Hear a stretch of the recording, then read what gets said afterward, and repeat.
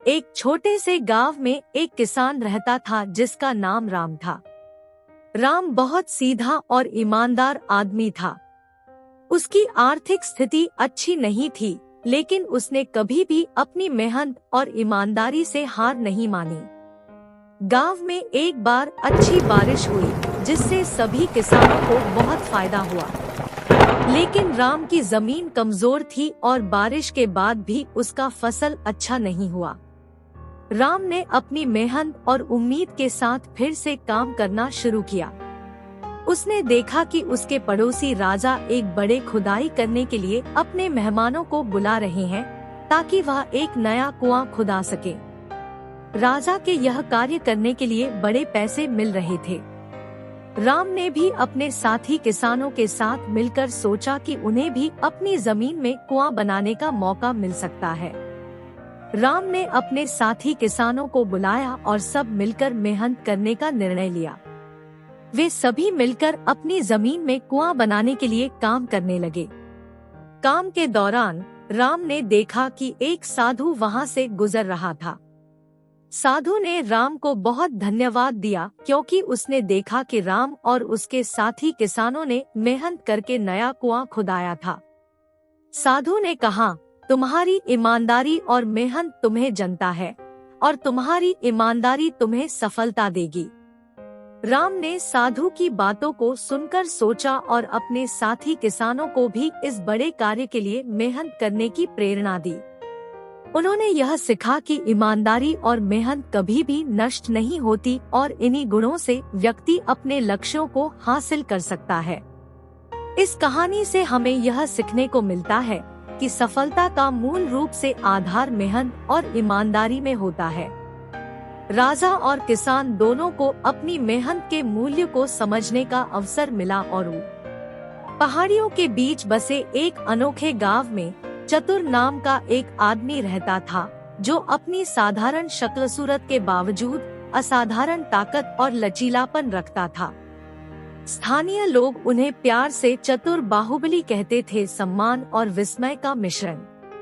चतुर की स्थानीय किंवदंती बनने की यात्रा एक क्रूर जंगली बाघ के साथ एक भयानक मुठभेड़ से शुरू हुई, जिसने गांव को कई हफ्तों तक आतंकित कर रखा था।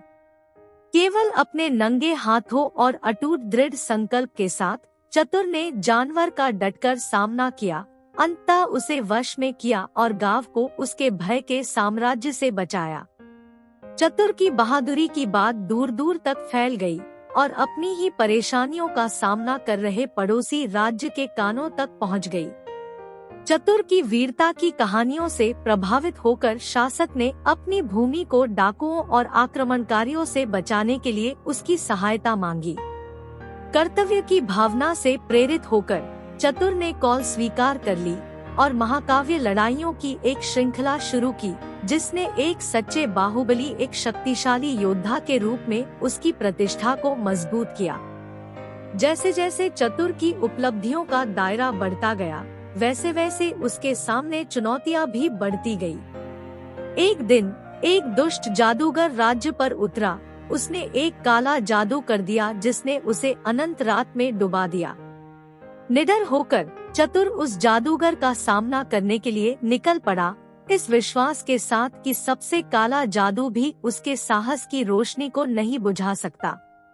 एक भयंकर संघर्ष के बाद उसने जादूगर को परास्त किया, राज्य में दिन की रोशनी बहाल की और अपने लोगों का आभार अर्जित किया।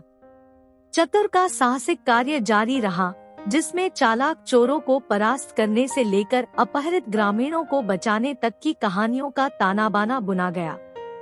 उनकी ताकत, तीव्र बुद्धि के साथ किंवदंतियों का विषय बन गई।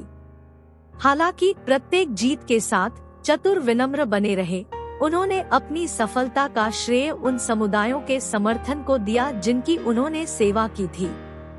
एक विशेष रूप से यादगार एपिसोड में चतुर का सामना एक रहस्यमय ऋषि से हुआ, जिसने उसे एक विकल्प दिया, एक सुनहरी तलवार जो किसी भी चीज को काट सकती थी, या अनंत ज्ञान से भरी एक जादुई किताब। चतुर ने अपने साहस से परे ज्ञान का प्रदर्शन करते हुए पुस्तक को चुना, यह पहचानते हुए कि सच्ची ताकत न केवल शारीरिक कौशल में निहित है, बल्कि इसे उचित रूप से इस्तेमाल करने की बुद्धि में भी है।